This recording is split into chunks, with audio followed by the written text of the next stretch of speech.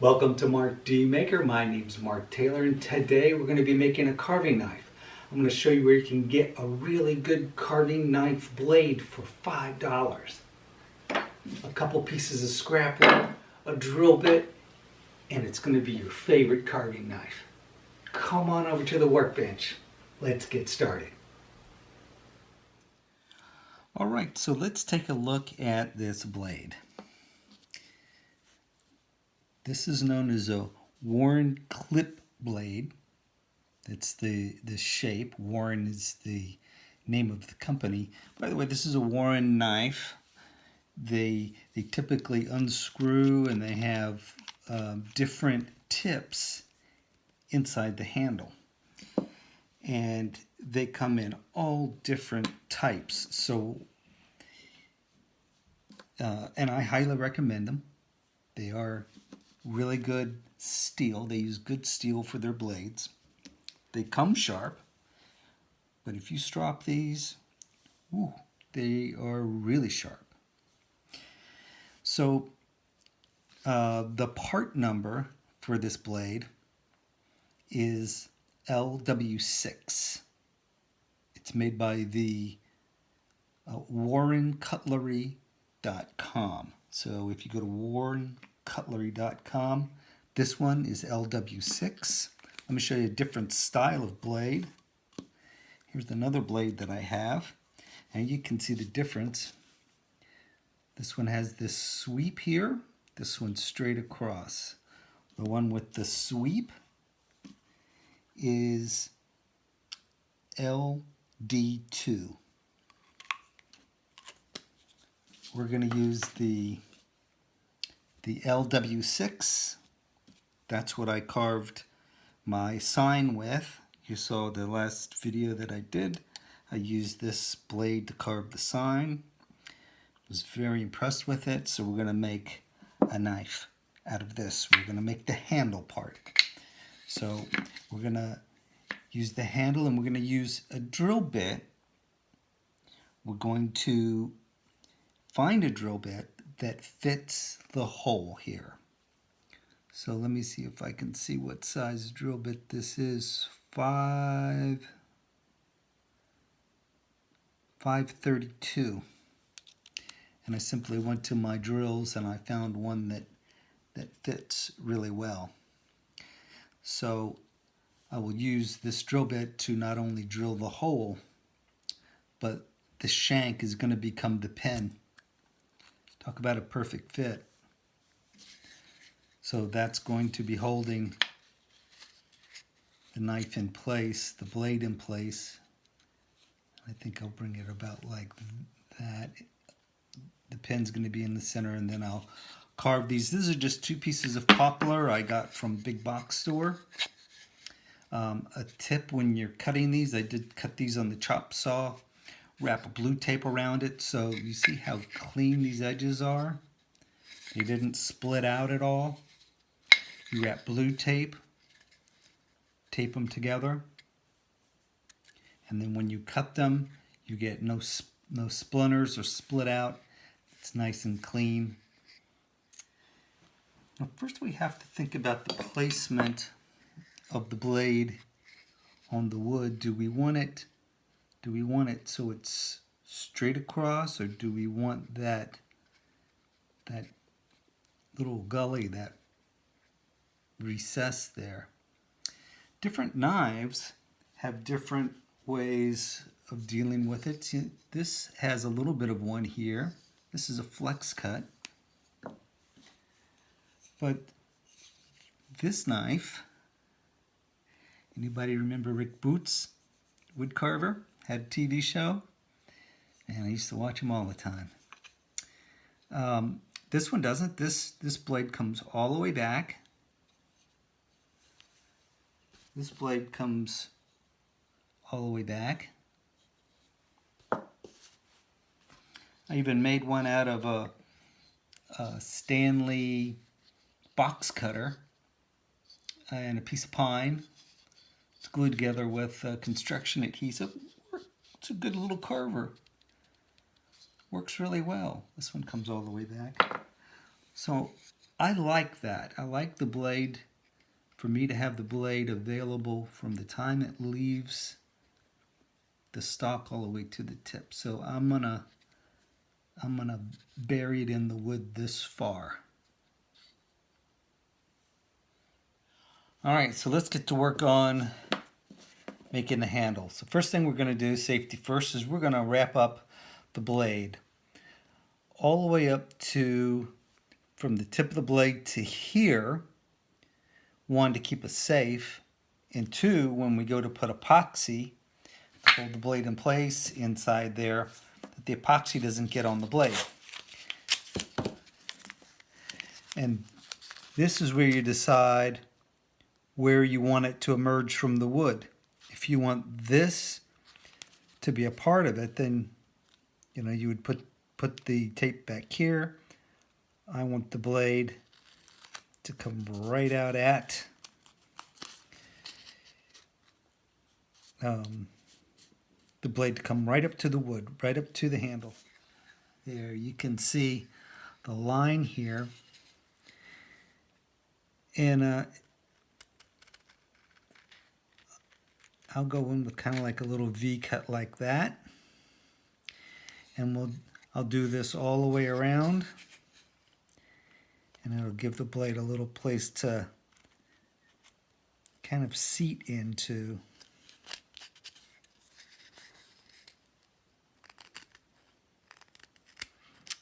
This is just a poplar. So it is a hardwood, but it's not hard to carve.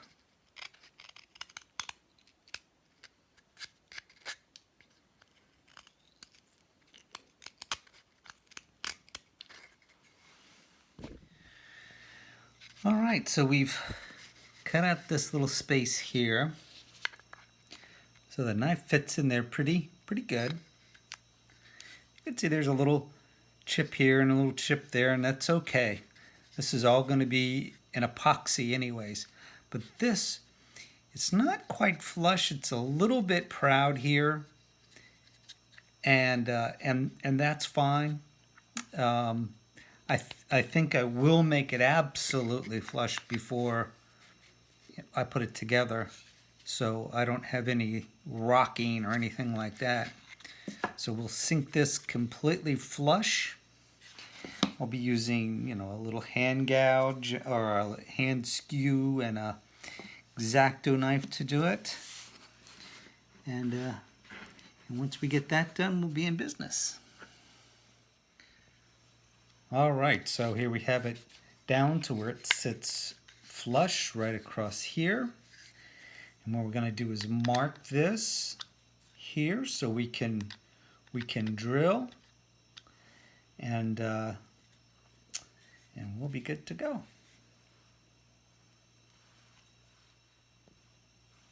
All right.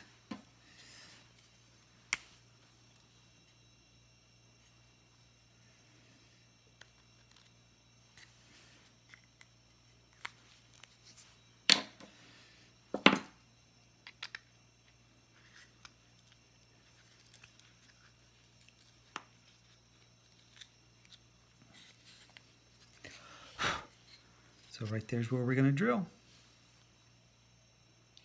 So now that I have the mark where we're going to drill, I'm going to even up these and tape them together, so when I drill, I'll drill through both of these. All right, so I got a little bit of A and B epoxy mixed up here. I have my board with the holes drilled in it with this drill bit. And let's see, let's make sure it goes all the way through. Yes. All right, so we'll mix up some epoxy.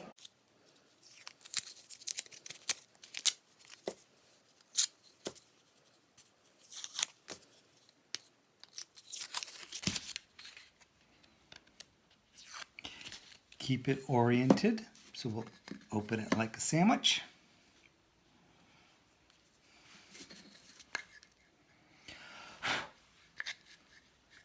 Let's make sure that yes. Okay.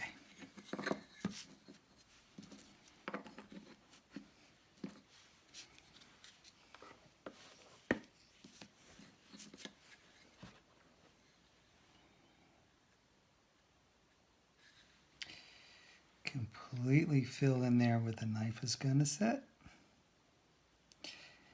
Now,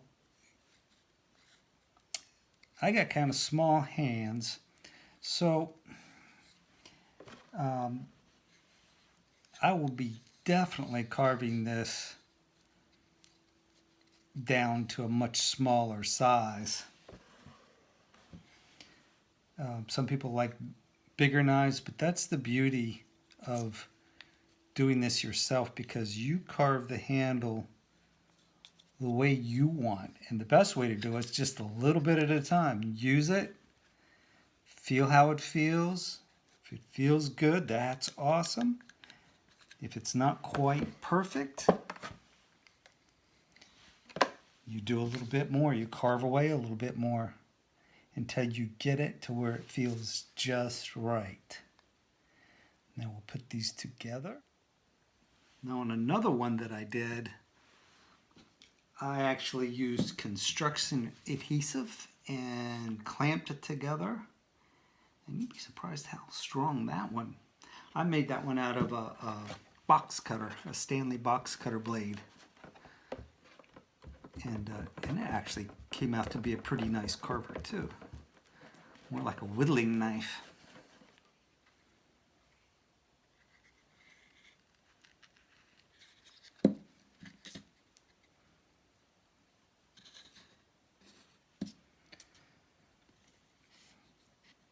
Now, I think what I probably should have done is glued this side, because you see how it's offset? That's okay. Like I say, my hands are small, and the blade or the handle is going to be within here. The important thing to me is that this is in the socket that it belongs in, that the pin is in, and I'm going to knock it flush on this side and just cut that side off.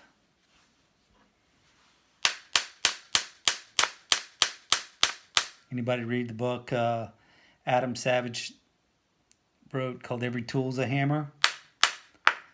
There you go.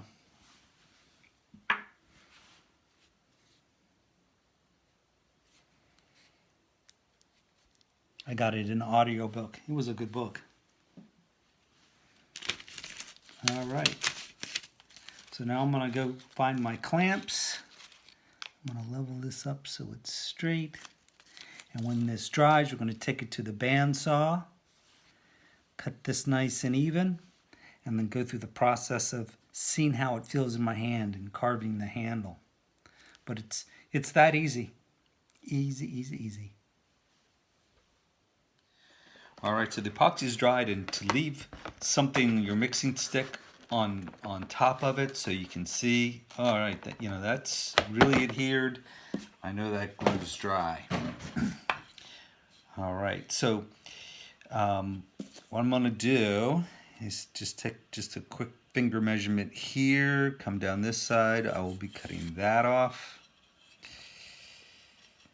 And same with this. I'll be cutting that off, and we'll into a solid piece of wood. Plenty of room for a handle. And let's take this tape off. I'll take this tape off here to see how the blade is situated. All right, so we got the tape off, and so here's what we look like right now. We know we're going to take off this strip here and this strip here, and we're going to cut this drill bit off. Now, the drill bits, I just buy cheap drill bits at Harbor Freight for doing just this. It's not a real hard steel that they have in those cheap bits. You can buy like 6 of these bits for like $1. And with that price, the steel isn't going to be super hard. It'll be hard enough, but it's not going to be super hard. By sizing up the drill bit with the hole in the blade first, you have a perfect fit, and the hole is the perfect size, and it's going to be a snug fit all the way around. You can't get any better than using this technique. So we're going to cut this off, cut these strips off on the bandsaw, and we'll be right back and start carving the handle. Alright, I taped the blade back up, cut the drill bit off with the hacksaw, and put this on the my bandsaw and cut off the top pieces of wood that were uneven, and just sketched out a handle that I thought I would like. And this handle's based on, this is my favorite handle that I have. This is the cutting edge here. It's an upsweep knife, and it just feels really good in my hand. But the one thing I did wish is I wish I had a little bit of a stop right here. So that's what I'm drawing in, a little bit of a stop here, a little bit of a thumb rest when I do a lot of pivot cuts. So a little bit of a thumb rest in here, and a little bit of a taper at the end. I'll cut this out, and then we can really get to business and start to carve so it feels good in the hand. We'll start with taking off little 45s on the side, and then gradually carve to the I would say to the round, but we'll carve to the oval like this one. All right, back to the bandsaw, and I cut out the blank here. And I will just start carving a little bit at a time, just taking my time, enjoying the carving. Taking off the corners first, and then slowly moving inward. Watch out for that pin there. You don't want to ruin your sharp blade.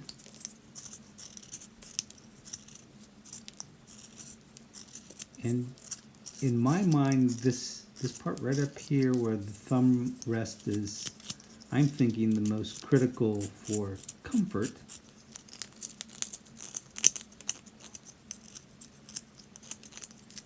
I have a bit of arthritis in my pointer finger, and where it wraps around the handle for the knife blade is important.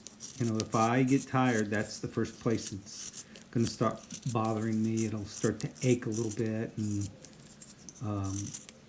it will encourage me to put the knife down. But if the handle feels good in my hand, I'll carve much longer.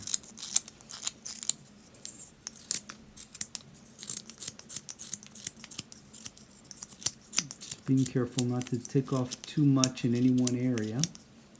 And like I say, I'm going to leave it big and bulky to start. I'm going to leave the tail of it very long, and as I use it, I will become more critical of it and just carve it down a little bit more. Now, I want to talk a little bit about finishes. Putting a finish on a carving knife, you could leave it just raw wood. There's absolutely nothing wrong with that. Professional paintbrushes are raw wood, because a paintbrush is going to be held in the hand all day long. It's going to be gripped. If your hand gets sweaty, and if you're using it a lot, your hand will get sweaty, and sweat is abrasive, believe it or not. Sweat is abrasive, and that's what will give you a blister, like a rake handle or whatever. If you leave it raw wood, you won't get a blister. What will give you a blister is if you have a hard shell finish on it, like shellac, a lacquer, or a polyurethane, will cause you to get a blister.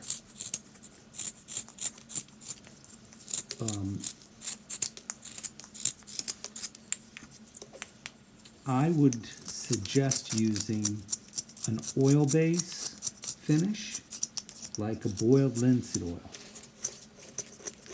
Boiled linseed oil will not cause a blister on your hands. The sweat from your hands will go right through it into the wood. The wood will absorb the sweat from your hands and will help prevent a blister. So I've removed the shellac off of all my palm gouges, off most of my carving knives, rake handles, shovel handles, sand them down, boiled linseed oil. Now you do have to be careful about boiled linseed oil rags because they will combust on their own. So you don't put them in a pile, you lay them out flat and you let them dry. You don't want them, don't leave a pile in your house because you don't want your house to burn down.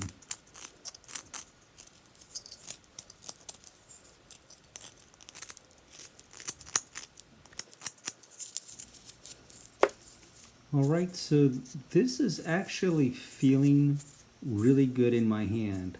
I'm actually surprised it is big, it's bulky, but it's starting to really feel good. I'm just removing the little saw marks along the line that goes all the way around it. The separation line is still visible, so I'm just removing the saw marks from that.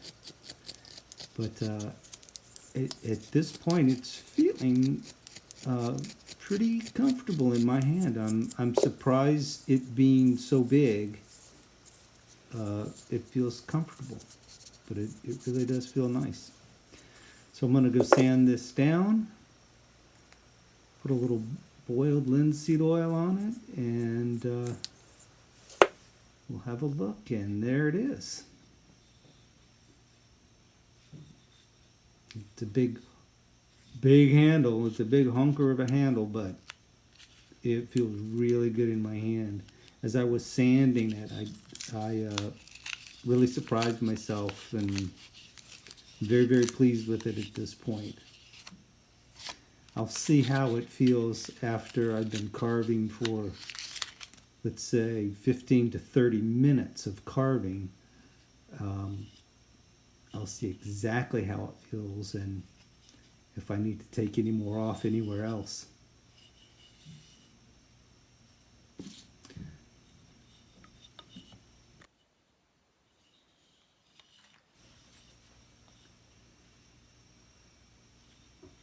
So this is my favorite cut, is the push pivot cut here.